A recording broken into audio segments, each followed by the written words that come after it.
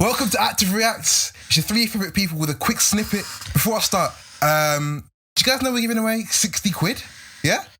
All you need to do is look at our Euros Fantasy League, click the link in the bio, join that thing, be subscribed, and if you win the league, get 60 quid straight to your bank account from yours truly.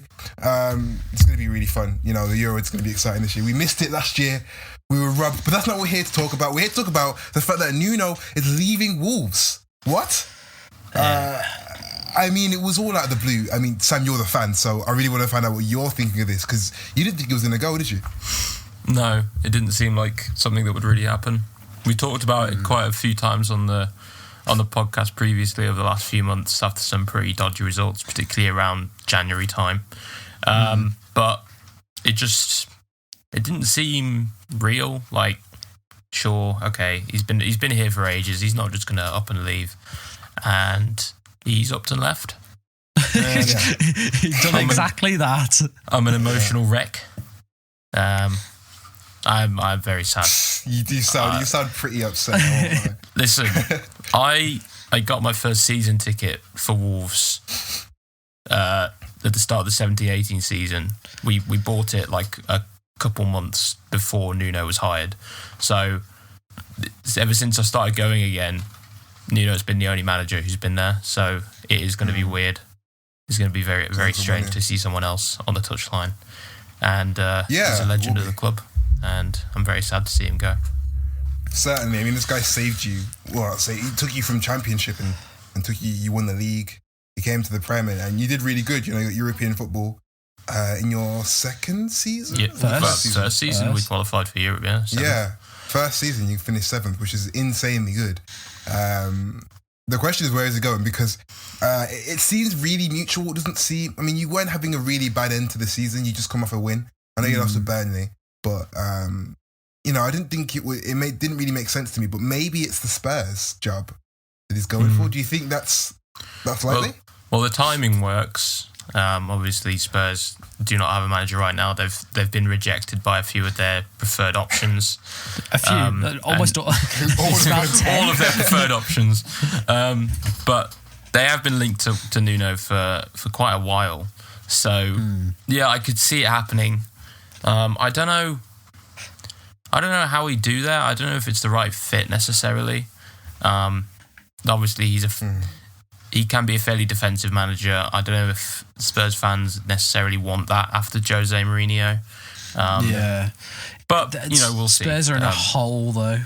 They're in an awful situation. They're losing their star striker. I imagine plenty of other ones are going to leave. If they're going to be playing Wi-Fi passwords in Conference League, then... So... You know. Here's a thought, right? So there are some managers and some players that travel with each other, right? Raul Jimenez, he's had a nasty injury. We don't know how well he's going to be. Does Jimenez go to Spurs if Kane goes? No. And follow him? I like Jimenez, but we also don't know how he's going to be after his injury recovers. But he's going to wear a helmet. His heading game is gone. Does that work for all parties though? Cheap for Spurs. They need a decent striker. And he's old. I think like signing Jimenez is not a risk that any club is going to take this summer. It's just no one has any, like, no matter how cheap you could potentially get him, like, it's too much money if he comes back and he just can't, head the ball or anything anymore. Exactly. It's too much of a risk to take, I would say. There's other players that I'm more worried about leaving. It's a pretty scary situation going into this window, really, because this could be such a crucial summer for us to decide on the direction of the club for the future. But part of me is quite worried about the futures of Ruben Neves, Pedro Neto, a lot of players who have a strong connection with Nuno and who he signed and who he kind of turned into the players that they are now. So, I hope, part of me thinks, I hope we get another Portuguese manager in to keep that connection. And that kind of seems like the direction we're going in, which is good. Definitely. But still, it's a worry because there's just Nuno's kind of has Nuno was Wolves for the past 4 years, and it's like now without Nuno, what direction do we go in next? Yeah, I totally agree with that. I can honestly see a lot of managers looking for that job because it's Portuguese, and the Benfica managers linked. Again, you're going to want a Portuguese manager. We've talked this before because the whole infrastructure of your club is Portuguese players. So, it makes sense to keep a Portuguese manager.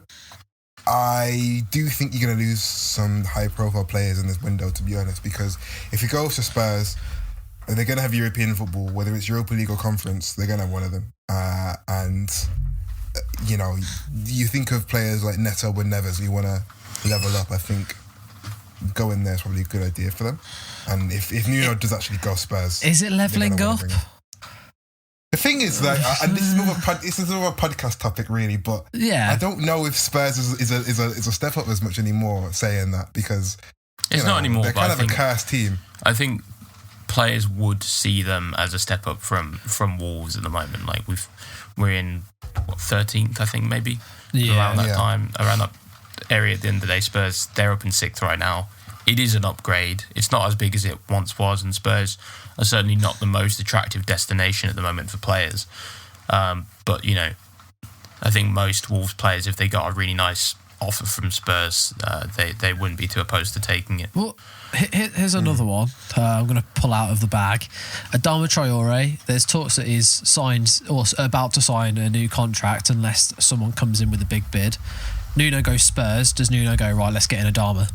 Because they need a right winger. They don't really need a right winger. They just weren't playing Bergwijn. I don't think their Adama is going to be much of a step up from what they already have either way. Really?